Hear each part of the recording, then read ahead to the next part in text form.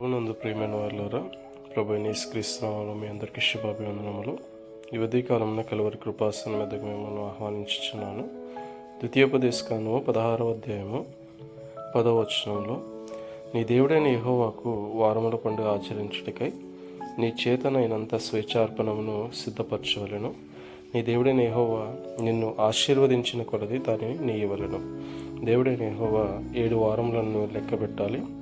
పంట చేను పైన కొడవలు మొదట వేసినది మొదలుకొని 7 వారములను లెక్కించిన తర్వాత దేవుడైన యెహోవాకు స్వేచ్ఛార్పణ అర్పించాలి. అది దేవుడైన యెహోవా నిన్ను ఆశీర్వదించిన కొలది దాన్ని ఇవ్వాలని ప్రభువు చెప్పినట్లుగా మనం చూస్తాం.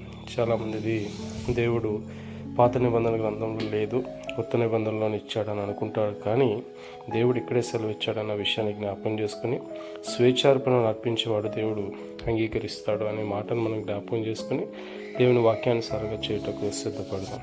ఆమేన్.